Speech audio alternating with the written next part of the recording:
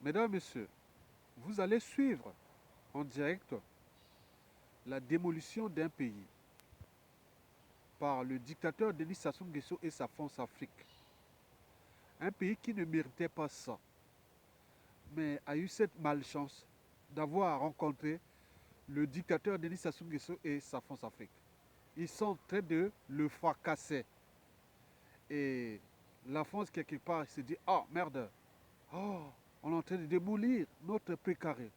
Eh bien oui, la France-Afrique. Alors, mesdames, messieurs, pourquoi les Français et les Congolais n'y parviennent-ils pas à chasser le dictateur Sassou Nguesso? Donc, il faut commencer d'abord par décrypter pourquoi et comment le dictateur Denis Sassou Nguesso est-il revenu au pouvoir par les armes en 1997.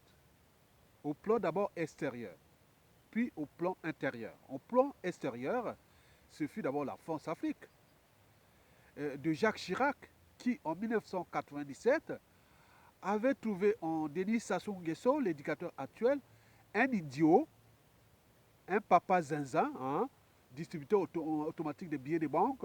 Hein, on l'avait trouvé un noir de service, un sous-téton négrier, quoi. Incapable de défendre les intérêts de son pays, mais capable de défendre de manière liberticide, antidémocratique, antisociale et criminogène les intérêts de la France, qui sont divisés certainement en deux intérêts. D'abord, les intérêts vitaux de la France. La France a des intérêts vitaux partout dans le monde, comme il a aussi les intérêts vitaux au Congo. Mais ce n'est pas les intérêts vitaux de la France qui posent souvent des soucis chez nous. C'est surtout les intérêts d'une certaine oligarchie politico-affairiste française qui a pris le Congo comme leur propriété privée et qui viennent s'acharner là-bas et sur les côtes publiques là-bas. Mesdames, Messieurs, peuple congolais, eh bien oui. En d'autres termes, le Congo est devenu leur propriété privée. Au plan endogène, c'est-à-dire intérieur, ce fut d'abord une affaire de trahison. Quand Sassou arrive au pouvoir, ce fut d'abord une affaire de trahison du président élu démocratiquement, le professeur Pascal Lissouba. Puis le double jeu politique des ennemis de la démocratie à l'échelle nationale. Et enfin, il faut tenir compte de la personnalité du dictateur Denis Sassou Nguesso. Mesdames, Messieurs, alors comment est-il parvenu au pouvoir? Monsieur Sassou Nguesso est parvenu au pouvoir en 1997 à travers un coup d'État sanglant.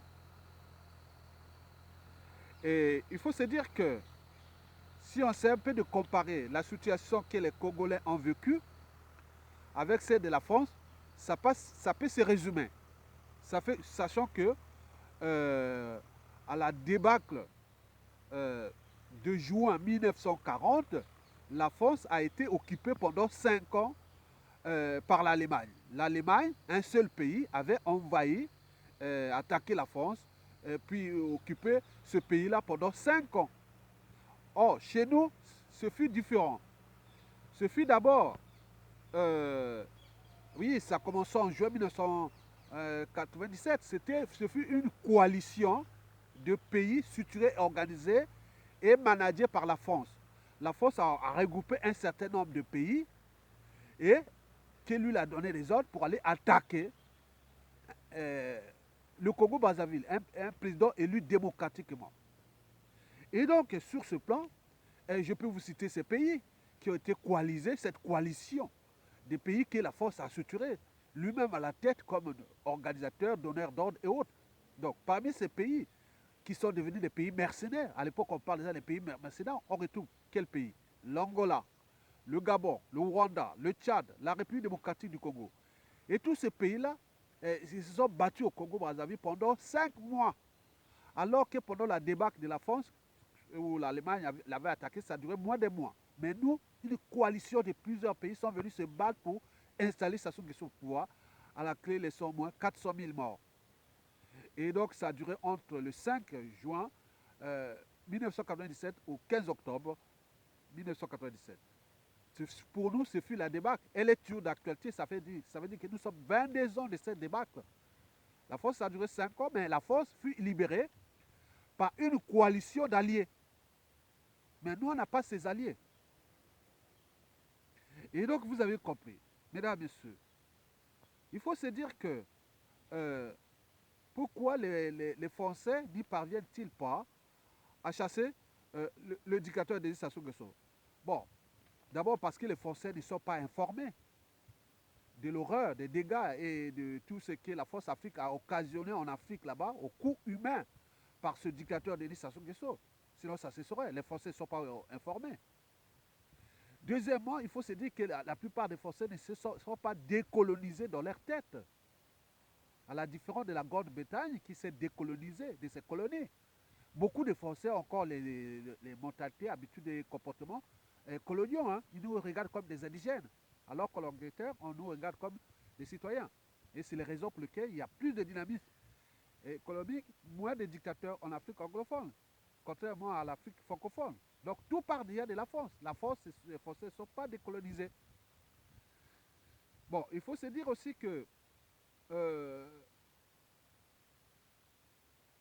la plupart des Français jouent la neutralité. Or, de la situation d'injustice, si vous choisissez la neutralité, vous êtes complice. Et vous avez tout compris. Donc, c'est sur ces causes-là que les Français sont pas. Voilà, ils font peut-être le con, ils savent bien que, voilà, ils font du mal à ces pays-là. Et voilà. Donc, le risque, c'est qu'il y a beaucoup d'immigration et beaucoup de mauvaise image de la France en Afrique, qui va emporter certainement la France aussi. Mesdames, Messieurs. Bon, du côté des Congolais, il faut dire déjà que c'est un peuple euh, qui a déjà été, qui est divisé. C'est un peuple qui a été traumatisé. C'est un peuple de moutons, c'est-à-dire des peuples plus ou moins intelligents, peu structurés, moins organisés, puis encore ils ne sont pas courageux, sinon ça se saurait. Mais le pire est à venir, puisque nous sommes dans un climat de méfiance et de défiance, de haine, de rancune, de contentieux historiques et autres, qui touchent non seulement nous-mêmes entre Congolais, mais envers la force Afrique et la France. Donc, je vous l'ai dit que les intérêts du taux de la force de la sous-région et dans ce pays risquent d'être tumultueuses ou froides si la force ne prend pas les responsabilités d'assumer sa culpabilité qu'il a fait là. Sinon, ça va être difficile pour la France dans cette sous-région et notamment avec le Congo. Et pour nous, Congolais, élection, on s'en fout. Nous, c'est la transition. Si c'est élection, c'est les camps qui va gagner, les autres vont tirer les couteaux et derrière, et ce pays sera ingouvernable à vie et ça va entrer au fond. Donc, il faut une période de transition. Donc, la France a dit, bon, ben, on va chasser Sassou Nguesso. Mais nous attendons.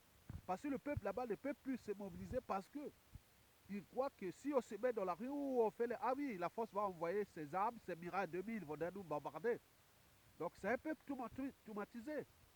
Donc la situation est du bon côté de l'histoire, c'est-à-dire le peuple a toujours le dernier mot et le dernier jugement parce que le combat des dictateurs envers son peuple, c'est comme le combat de l'homme contre la nature. C'est toujours la nature qui gagne. Donc sa chute est terminée. Pour nous, c'est du passé. Sa chute est inévitable. Maintenant, il faut se préparer déjà aux conséquences. Dans la force, les Français doivent comprendre que vous avez fait quelque chose de pas bien dans ce pays. Donc prenez votre responsabilité de mobiliser les réseaux pour chasser Sassou Nguesso maintenant. Parce que là-bas, les gens ont tout perdu, n'ont plus rien à perdre. Donc c'est à la force de perdre. Et tenant compte que cette sous-région, et le Congo est dans une sous-région la plus riche du continent.